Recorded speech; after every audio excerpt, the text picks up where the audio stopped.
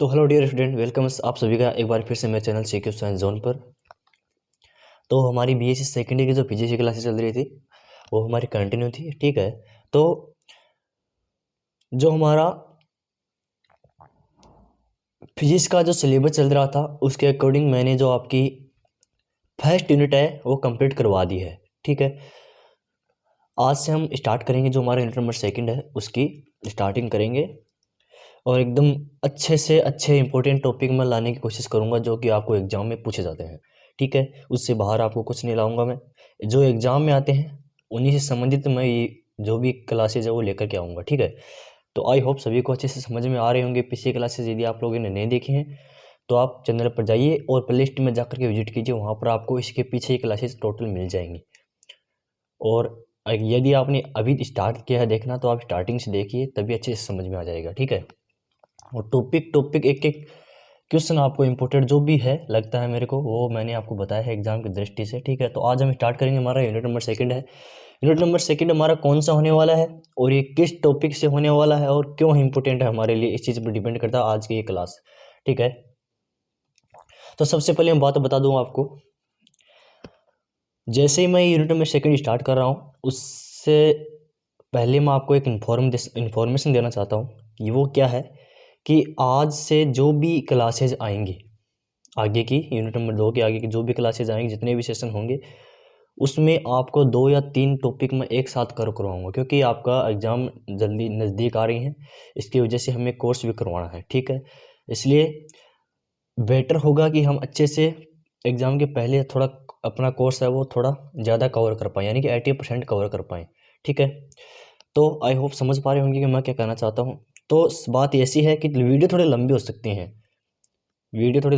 हैं, क्योंकि थोड़ा कंटेंट ज़्यादा लाऊंगा मैं, आपको अच्छे से समझने की कोशिश करनी है। तो स्टार्ट करता हूँ मैं आज के सेशन की। आज के सेशन में हम पढ़ने वाले क्या हैं कि आज जो यूनिट नंबर हमारा सेकंड है वो क्या है आपका कि आपेक्षिकीय भौतिकी व आपेक्षिकता का विशिष्ट सिद्धांत क्या होता है। ये आपकी यूनिट है। अलग अलग यूनिवर्सिटी में अलग अलग यूनिट हो जाएगी, जैसे किसी में यह फर्स्ट है तो किसी में सेकंड है, किसी में सेकंड है तो किसी में फोर्थ है, यानी कि यूनिट का ऐसे क्रम चेंज हो सकता है लेकिन टॉपिक वही रहेंगे। ठीक है, तो शुरुआत करता हूँ, थोड़ा लंबा हो सकता है वीडियो, वैसे ही थोड़ा डिले हो चुका हूँ। तो अपेक्षिकता के विशेष सिद्धांत क्या विकृत है। सबसे पहला हमारा क्वेश्चन बनता है वो क्या बनता है कि अपेक्षिकता के जो रिलेटिव स्टिविटी है, जो अपेक्षिकता के विशिष्ट सिद्धांत है उसके विपरीत क्या है, उनके जो मूल बिंदु है वो क्या है, ये क्या है, इस चीज़ के बारे में थोड़ा देखेंगे। पहले तो हमारा काम बनता है अपेक्षित विशिष्ट सिद्धांत के विपरीत क्या होते हैं। आइंस्टीन नामक वैज्ञानिक ने नियत वेग से एक दूसरे के सापेक्ष, कौन सा वैज्ञानिक था आपका, आइंस्टीन नाम का वैज्ञानिक था।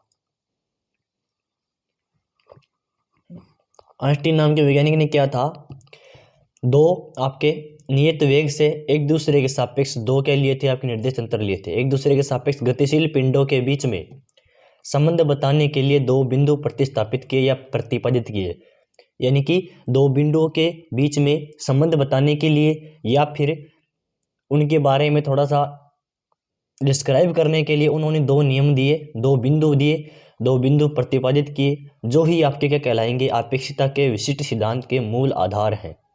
क्या है, अपेक्षिकता के विशिष्ट सिद्धांत के मूल आधार है। ठीक है, तो इसमें आपका पहला विग्रह क्या हो जाएगा वो देखिए। पहला विग्रह था आपका कि मुक्त आकाश में होने वाली घटनाओं के लिए, पहला विग्रह क्या है कि मुक्त आकाश में होने वाली घटनाओं के लिए सभी नियम परस्पर नियत वेग से एक साथ गतिशील निर्देश तंत्र में समान होते हैं, यानी कि मुक्त आकाश में जो भी घटनाएं घटित होती हैं उनके लिए जो भी नियम लगते हैं वो सभी क्या रहते हैं, नियत वेग से एक साथ गतिशील सभी निर्देश तंत्रों में समान होंगे। जो भी नियत वेग से गतिशील है उन निर्देश तंत्रों में सभी में वो लगने वाले नियम क्या रहेंगे, आपके समान होते हैं। इस बिंदु को तुल्यता का सिद्धांत भी कहते हैं। ये इंपॉर्टेंट बात है, ध्यान में रख लेना। इस बिंदु को क्या कहते हैं, आपका तुल्यता का सिद्धांत भी कहते हैं। ठीक है, इसकी व्याख्या प्रयोगों पर आधारित है। इसकी सत्यता या फिर इसकी व्याख्या की बात करें, इसके ट्रस्ट यानी कि इसके सॉल्यूशन की बात करें, वो सिर्फ किसके ऊपर आधारित है, प्रैक्टिकल बेस है, यानी कि प्रयोगों पर आधारित है। ठीक है, यह सिद्धांत न्यूटन के अपेक्षिकता के सिद्धांत के समान है। अब इसका कंपैरिजन किया गया है कौन से सिद्धांत से, न्यूटन के अपेक्षिकता के सिद्धांत से कंपैरिजन इसका किया गया है। ठीक है, यह सिद्धांत न्यूटन के अपेक्षित सिद्धांत के समान है और इस बिंदु के अनुसार या फिर इस अभिग्रहित के अनुसार क्या होगा, सभी भौतिक घटनाएं यांत्रिकी के मुख्य नियमों पर निर्भर होती है। जो भी यांत्रिकी के जो मोस्टली जो रूल्स होते हैं उनके ऊपर डिपेंड करती हैं या उनसे संबंधित होती है। ठीक है, अब आगे देखिए। अब बात आती है दूसरे अभिग्रहित की। दूसरा अभिग्रहित क्या है आपका, इस चीज़ को देखिए। पहला अभिग्रहित मैंने आपको बता दिया कि जो भी घटनाएं होती है वो सभी नियत वेग पर घटित होती हैं, उनके लिए सभी नियम आपके लिए समान होते हैं। ठीक है, सेकंड आपका अभिग्रहित है वो क्या है आपका कि मुक्त आकाश में सभी प्रेक्षणों के लिए व सभी पिंडों के लिए, वस्तुओं के लिए प्रकाश का वेग अचर रहता है। यानी कि मुक्त आकाश में जितने भी पिंड है, जितनी भी वस्तु हैं, उन सभी के लिए प्रकाश का वेग क्या रहता है आपका, अचर रहता है, कांस्टेंट रहता है। इसके बिंदु आगे देखिए। यह वेग दिशा पर निर्भर नहीं करता। जो भी पर आपका वेग है, वो वेलोसिटी है, वो वेग किस पर निर्भर नहीं करता है, डायरेक्शन पर निर्भर नहीं करता है, दिशा पर निर्भर नहीं करता है। यह वेग प्रकाश स्रोत व प्रेक्षक की ऑब्जर्व यानी कि जो भी आपका प्रेक्षक है, यह वेग प्रकाश के स्रोत और प्रेक्षक की गति पर निर्भर नहीं करता कि उसकी गति क्या है, प्रकाश का वेग क्या है, उसके ऊपर निर्भर नहीं करता, स्रोत पर निर्भर नहीं करता है। ठीक है, अन्य रूप से यदि किसी को इसी चीज़ को अन्य रूप से देखें तो सभी जड़त्व निर्देश तंत्रों में प्रकाश का वेग सभी दिशाओं में समान होता है मोस्टली। यानी कि डिफरेंट टाइप से देखें तो क्या होता है कि जो भी जड़त्व निर्देश तंत्र होते हैं, जो अन्य जितने भी हैं इस नेचर के अंदर, उनका क्या होता है, प्रकाश का वेग सभी दिशाओं में क्या होता है, समान होता है उनके लिए। ठीक है, अब एक और इंपॉर्टेंट टॉपिक है इसमें थोड़ा सा। अब जैसे ही हम पहला अभिग्रहित और दूसरा अभिग्रहित पढ़ते हैं, ये तो आपका पहला इंपॉर्टेंट टॉपिक। अब दूसरा हमारा इंपॉर्टेंट टॉपिक आता है, वो कौन सा आता है, इसमें आपका क्वेश्चन टाइप आता है। क्वेश्चन जैसे आता है कि लंबाई संकुचन क्या है और टाइम डिलेशन क्या होता है, समय काल वर्दी क्या होता है, इसके ऊपर टिप्पणी लिखिए। लेकिन मैं क्वेश्चन तो आपको ऐसे बोल के बता देता हूँ कि क्वेश्चन किस टाइप में आएगा। लंबाई संकुचन से आप क्या समझते हैं, लेंथ कॉन्ट्रैक्शन से आप क्या समझते हैं, एंड टाइम डिलेशन यानी कि समय काल वर्दी से आप क्या समझते हैं, उनके बारे में लिखिए। ये तो था आपका क्वेश्चन टाइप। अब मैं क्या कर रहा हूँ, आपका एक एक टॉपिक अलग अलग लेकर आ रहा हूँ। पहला हमारा रहेगा लंबाई संकुचन, लेंथ कॉन्ट्रैक्शन कि लेंथ कॉन्ट्रैक्शन क्या होता है, इसको देखिए। सबसे पहले इसका बताने से पहले मैं आपको डायग्राम समझा देता हूँ कि डायग्राम किस टाइप से होगा और हमारा जो सॉल्यूशन होगा इस टॉपिक का वो किस प्रकार से होगा। पहला हमारा काम है डायग्राम को समझना। डायग्राम को अच्छे से समझिए, अच्छे से टिकोगे तो आपको अच्छे से समझ में आ जाएगा, बस ध्यान से देखना है। पहले मैं बात करता हूँ, ये डायग्राम पहला, ये आपका दूसरा है। इसको मैं मोस्टली एक या दो बोल के चल सकता हूँ। ठीक है, अब पहला डायग्राम क्या है, ये क्या बताने वाला है, और सेकंड डायग्राम क्या है, इसमें क्या बताने वाला है। पहले मैं बात करूँ, मैं देखो आपको यहाँ पर रेड कलर का एक पिंड दिखाई दे रहा होगा, इसमें भी आपको पिंड दिखाई दे रहा होगा। ये पिंड है। हम पढ़ने क्या वाले हैं, लंबाई संकुचन पढ़ने वाले हैं, लेंथ कॉन्ट्रैक्शन पढ़ने वाले हैं, उसके बारे में हम देखेंगे। देखिए, अब देखिए, जैसे ही हमको S और S प्राइम दिया गया है, यहाँ पर S क्या होगा, आपका प्रयोगशाला निर्देश तंत्र होगा, और S प्राइम रहेगा आपका उचित निर्देश तंत्र, जो कि मोस्टली यूज किया जाता है। ठीक है, ये सिर्फ प्रयोगशालाओं में यूज किया जाता है। इसमें आपकी 3 एक्सिस रहेंगे, एक्सिस, वाई एक्सिस और जेड एक्सिस। इसमें भी आपकी 3 एक्सिस रहेंगे। ये S प्राइम है तो आपकी एक्सिस भी क्या हो जाएंगी, एक्स प्राइम, वाई प्राइम और जेड प्राइम हो जाएंगे। ठीक है, अब इसमें आपका PQ कोई पिंड है, इसमें भी आपका PQ कोई पिंड है, इसकी लंबाई में संकुचन करना है। वो किस प्रकार से होगा देखना। माना कि सबसे पहले इसकी बिना संकोचन की लंबाई थी आपकी L, और ये V वेग से गतिशील है, किसके सापेक्ष है, S प्राइम के सापेक्ष। ठीक है, यहाँ पर आपकी प्रारंभिक स्थिति x1 है और स्थिति सेकंड है आपकी x2। इसी प्रकार S प्राइम वाले में क्या हो जाएगा, x1 प्राइम और x2 प्राइम। ये तो था आपका डायग्राम। ये यहाँ पर संकोचन हो गया, लेंथ कॉन्ट्रैक्शन हो गया L0। ठीक है, ये तो था आपका डायग्राम। इस डायग्राम को थोड़ा देख लेते हैं इसके बारे में कि किसी प्रेक्षक के सापेक्ष गति की दिशा में गतिमान किसी वस्तु की, यानी कि प्रेक्षक के सापेक्ष कोई वस्तु है वो गतिमान है, उस वस्तु की में क्या करना है, उस वस्तु में प्रेक्षित लंबाई, जो भी संकुचित लंबाई है, जो मापी की लंबाई है, इसकी वास्तविक लंबाई से कम प्रतीत होने की घटना को ही क्या कहते हैं, आपका लंबाई संकुचन कहते हैं। ये आपकी डेफिनेशन है किसकी, लेंथ कॉन्ट्रैक्शन की, लंबाई संकुचन की। क्या कहते हैं, किसे कहते हैं, एक बार फिर से सुनिए। किसी प्रेक्षक के सापेक्ष गति की दिशा में गतिमान किसी वस्तु की प्रेक्षित लंबाई का इसकी वास्तविक लंबाई से कम प्रतीत होने की घटना को ही लंबाई संकुचन कहते हैं। यानी कि जैसे हम प्रयोग करते हैं, जैसे इसका प्रेक्षण करते हैं, मापन करते हैं टोटल करने के बाद में, तो इसका जो मापन आता है वो कम आता है। किसके कंपैरिजन में, जो पहले इसकी लंबाई थी उसके कंपैरिजन में थोड़ा कम आता है। उस जो कमी आएगी, उस कमी को क्या कहेंगे हम, लेंथ कॉन्ट्रैक्शन कहेंगे, लंबाई संकुचन कहेंगे। ठीक है, आगे देखिए। अब है कि माना S1 व S2 दो जड़त्वीय निर्देश तंत्र है। अब क्या लेना आपको, पहले बात कर रहा हूं मैं लेंथ कॉन्ट्रैक्शन की, लंबाई संकुचन की। माना S1 व S2 दो जड़त्वीय निर्देश तंत्र है, मूल बिंदु T बराबर T डैश T प्राइम बराबर 0 संपाती है। T प्राइम और T दोनों क्या कहें, मूल बिंदु पर संपाती है। ठीक है, अब पॉइंट देखना, S प्राइम निर्देश तंत्र S निर्देश तंत्र के सापेक्ष v वेग से पॉजिटिव अक्ष यानी कि धनात्मक अक्ष की दिशा में गतिमान है। ठीक है, छड़ v वेग से अक्ष दिशा में गतिमान है। अब जो छड़ है आपकी पहले वाली, वो किस वेग से गतिशील है, v वेग से अक्ष दिशा में गतिमान है। छड़ S प्राइम में स्थिर होंगी, और जो S प्राइम आपकी छड़ रहेगी, जो दूसरे वाले डायग्राम में मैंने बताया था, ये पहले वाला डायग्राम तो था, वो छड़ वाला है, वो तो गतिमान रहेगी v वेग से। सेकंड वाला जो S प्राइम आपका, जो सेकंड पार्ट वाला, वो आपका स्थिर रहेगा। ठीक है, एस फ्रेम के सापेक्ष वी वेग से गतिमान है। जो एस फ्रेम है उसमें जो वस्तु है वो वी वेग से गतिमान है।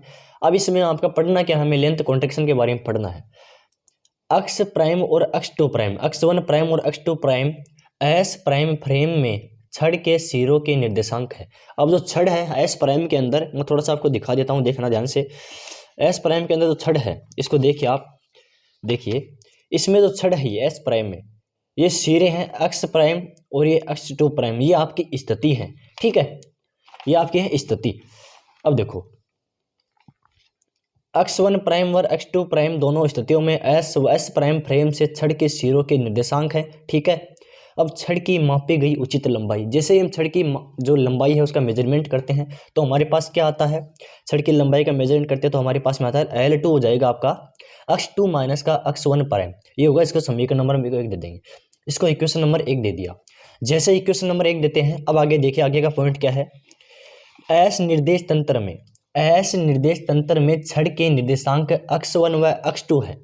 अब एस निर्देश तंत्र की बात करूं मैं, पहले तो मैंने बात की थी एस प्राइम की, अब बात करता हूं मैं एस प्राइम की, यानी कि एस नॉर्मल एस की, प्रयोगशाला निर्देश तंत्र की, एस प्राइम की। एस प्राइम में क्या होता है, छड़ के निर्देशांक आपके अक्ष 1 और अक्ष 2। प्रेक्षक हेतु छड़ की लंबाई, अब प्रेक्षण के लिए छड़ की लंबाई क्या हो जाएगी आपकी, उसमें मैंने अक्ष 2 माइनस अक्ष 1 बताया था प्राइम वाला, इसमें आपका सिर्फ अक्ष 2 माइनस अक्ष 1 हो जाएगा। इसको इक्वेशन नंबर 2 दे देंगे, ये आपका इक्वेशन नंबर 2 हो गया, समीकरण नंबर 2। अब हम जैसे बात करते हैं, बात करें हम स्थिति की, पोजीशन की, कि पोजीशन में परिवर्तन हो रहा है, स्थिति में परिवर्तन हो रहा है, उसके लिए ट्रांसफॉर्मेशन इक्वेशन पढ़ी है हमने, लॉरेंज ट्रांसफॉर्मेशन इक्वेशन, लॉरेंज रूपांतरण समीकरण पढ़ी है, उसके बारे में थोड़ा सा मैं आपको बता देता हूँ। ये थोड़ा सा मैंने लॉरेंज रूपांतरण समीकरण लिखा है, फिर इसमें अंदर इसको वैल्यू को पुट करेंगे। ये आपका लॉरेंज रूपांतरण समीकरण है कि अक्ष प्राइम बराबर होता है आपका x minus v t upon under root 1 minus v square upon c square. ये है लॉरेंज ट्रांसफॉर्मेशन इक्वेशन है, को याद कर लेना, ये बहुत काम आने वाली है। चाहे आप टाइम डिलेशन की बात करो, चाहे लेंथ कॉन्ट्रैक्शन की बात करो, इन दोनों में इसकी मोस्ट रोल लेने वाला है। अब देखिए आगे क्या है इसमें, आगे देखिए, आगे है कि एस प्राइम फ्रेम में छड़ के निर्देशांक। अब एस प्राइम छड़ में जो छड़ के निर्देशांक है वो क्या है आपके, अक्ष 1 प्राइम और अक्ष 2 प्राइम थे ना, अब वही आपके हो जाएंगे इधर। प्रथम निर्देशांक क्या था आपका, अक्ष 1 प्राइम, अक्ष 1 माइनस, ये आपका अक्ष 2 प्राइम है शायद, हाँ, अक्ष 1 प्राइम हो जाएगा v1 x 1 minus v t upon under root 1 minus v square upon c square, इसको समीकरण नंबर 3 दे देंगे। और अक्ष 2 प्राइम हो जाएगा आपका v2 minus v t upon 1 minus v square upon c square, ये आपका इक्वेशन नंबर 4 हो जाएगा। अब आगे देखिए, अब जो हमारे पास में जो वैल्यू प्राप्त हुई, जो हमें अभी याद किया अक्ष प्राइम और अक्ष 2 प्राइम की, वो क्या कर देनी है, समीकरण 3 व 4 पुट इन 1। अब समीकरण 3 और 4 को क्या कर देंगे, समीकरण नंबर 1 में पुट कर देंगे। जैसे ही अक्ष 1 प्राइम और अक्ष 2 प्राइम की वैल्यू पुट करेंगे 1 के अंदर L0 वाले में, तो L0 क्या होता है आपका x 2 prime minus x 1 prime, समीकरण नंबर 1 है। इसमें पुट करेंगे किसकी वैल्यू, अक्ष 1 प्राइम और अक्ष 2 प्राइम की। जैसे ही हम पुट करते हैं तो क्या होता है आपका x 2 minus v t upon under root 1 minus v square upon c square minus x 1 minus v t upon under root 1 minus v square upon c square, ये वैल्यू आपके पुट कर दी है। किससे, 3 और 4 से मैंने समीकरण 1 में वैल्यू पुट कर दी है। वैल्यू पुट करने के बाद में हमारे पास क्या प्राप्त होता है आपका L0 हमारा प्राप्त होता है किस चीज़ से, इस समीकरण से प्राप्त होगा कि L0, इसका आगे का ये फॉर्म रहेगा कि L0 बराबर x2 minus v two minus x1 minus v t upon 1 upon under root 1 minus का v square upon c square, ये आपका रहेगा। अब हमारे पास से फाइनल इक्वेशन 5 नंबर क्या निकल के आती है कि L0 बराबर x2 minus x1 upon under root 1 minus v square upon c square, ये हमारे पास में समीकरण नंबर कितनी निकल के आ गई, 5 निकल के आ गई। अब बात करूँ मैं इक्वेशन नंबर सेकंड और पुट इन 5। अब जैसे ही बात करूँ इक्वेशन नंबर सेकंड की, इक्वेशन नंबर सेकंड को क्या करेंगे हम, पुट नंबर 5 में कर देंगे। अब इक्वेशन नंबर सेकंड हमारे पास में क्या था, इक्वेशन नंबर सेकंड था आपके पास में ये रहा, L बराबर है x2 माइनस x1। उसमें वाले में फर्स्ट में मैंने संकोचन लिखा था L0। इक्वेशन 2 को किस में करना है, पुट करना है 5 में। L बराबर x2 माइनस x1 है, इसको करना है पुट नंबर 5 में कर देना है। जैसे इसको 5 में पुट करेंगे तो हो जाएगा L0 1/√1 माइनस का v² अपॉन c², समीकरण नंबर 6। ये हो गया आपका इक्वेशन नंबर 6। अतः एस निर्देश तंत्र में छड़ की लंबाई जो कि प्रेक्षित है, यानी कि जो मेजरमेंट करवे द्वारा प्राप्त हुई है, वो क्या होगी आपकी L बराबर L0 √1 माइनस का v² अपॉन c²। इसको समीकरण नंबर आपका 7 दे देंगे। और फाइनली हमारे पास में जो वैल्यू निकल के आएगी वही आपका क्या रहेगा, लेंथ टू कॉन्ट्रैक्शन रहेगा, यानी कि लंबाई में संकुचन रहेगा। ये आपके पास में निकल के आया है, जो 1 से छोटा रहेगा, यानी कि जो जैसे ही लेंथ कोटिक से पहले जो उसकी लंबाई थी और जो प्रेक्षण के बाद में जो लंबाई है हमारे पास में वो थोड़ी ज़्यादा रहेगी, यानी कि गतिमान छड़ की मापित लंबाई L व इसकी उचित लंबाई L0 के सापेक्ष संकुचित या कम प्रतीत होती है। इस घटना को ये आपका लॉरेंज फिट्जरलैंड संकुचन भी कहते हैं। इसको क्या कहते हैं, आपका लॉरेंज फिट्जरलैंड संकुचन भी कहते हैं। अब हमारा नेक्स्ट पॉइंट आता है आपका कालवर्धी या समय विस्तार किस प्रकार से होता है। जो सेकंड टॉपिक आपका कालवर्धी समय विस्तार, इसे कहते क्या है, इसको देखिए थोड़ा सा। अब बात आती है कालवर्धी और समय विस्तार पर, टाइम डिलेशन पर। ठीक है, वह मान जिसके कारण किसी घटना का अपेक्षित समय अंतराल उसी घटना की अपेक्षा अधिक प्रतीत होता है, उसमें क्या था, लंबाई में परिवर्तन होता है, वो तो संकोचन हो गया। समय में परिवर्तन होता है, वो आपका टाइम डिलेशन हो गया, यानी कि समय विस्तार हो गया, पहले से तुलना में अधिक प्रतीत हो। विस्तार की बात कर रहा है, समय विस्तार, डिलेशन डिले, लेट हो रहा है थोड़ा, वर्दी होगी। वह मान जिसके कारण किसी घटना का प्रेक्षित समय अंतराल उसी घटना की अपेक्षा अधिक प्रतीत होता है, क्या कहलाता है, आपका काल विस्तारण कहलाता है। आगे इसको देखिए। अब वही सेम बात आती है इसके अंदर। वो क्या है, पहले हमको डायग्राम समझना है, फिर बात करेंगे हम आगे इसकी डेरिवेशन की। पहले इसका डायग्राम देखिए। इस प्रभाव के कारण ही गतिशील घड़ियां शुष्क या स्थिर घड़ियों की तुलना में सुस्त चलती हैं। अब जो आपकी गतिशील घड़ियां होती हैं, जो चलती हुई घड़ियां होती हैं, वो क्या होता है, जो स्थिर घड़ियां होती हैं उसकी तुलना में, स्थिर घड़ियां तो एकदम से बंद रहेंगी, लेकिन जो गतिशील घड़ियां होती है वो क्या रहती हैं, आपकी धीरे धीरे चलती है, सुस्त। जैसे आप टिक टिक टिक की आवाज़ में आपने सेकंड वाली जो हमें सुइया चलता है, वो धीरे धीरे सुस्त घड़ी चलती है। ठीक है, इसको डायग्राम को समझिए, पहले इसका डायग्राम समझना बहुत इंपॉर्टेंट है। इसका डायग्राम देखिए, ये मैंने सेम वही कंडीशन रहेगी आपकी, एस और एस प्राइम दोनों निर्देश रहेंगे, तीनों एक्सिस रहेंगे, इसमें एक्स और इसमें प्राइम वाली निर्देश एक्स आ जाएंगी। ठीक है, इसमें क्या है आपका, कोई बिंदु है, इसमें क्या आपका क्या करना है, समय विस्फारण, यानी कि समय वर्दी, काल वर्दी होगी। इसमें सी है, ये वी वेग से गतिशील है, यही मानक घड़ी है, इसकी स्थिति के बारे में बताएंगे, ये भी वी वेग से गतिशील है। अब इनकी बात करेंगे। अब देखो, एस आपने डायग्राम उतार लीजिए, एक बार स्क्रीनशॉट लीजिए, डायग्राम अच्छे से उतार लेना, क्योंकि नोट करना, क्योंकि एग्जाम में आता है। आगे देखिए आप, एस प्राइम निर्देश तंत्र, एस निर्देश तंत्र के सापेक्ष, एस प्राइम निर्देश तंत्र एस के सापेक्ष धनात्मक अक्ष दिशा में वी वेग से गतिमान, आपको दिखाई दे रहा होगा, ये रहा देखिए, ये रहा वी वेग से गतिमान है। ठीक है, एस फ्रेम में अक्ष वन पर दो घटनाओं के घटित होने का समय T1 प्राइम और T2 प्राइम है। अब एस प्राइम के अंदर जो दो घटनाएं घटित होती हैं उनका जो समय है वो आपका T1 प्राइम और T2 प्राइम है, मान लेते हैं एक बार के लिए। ठीक है, T1 प्राइम और T2 प्राइम।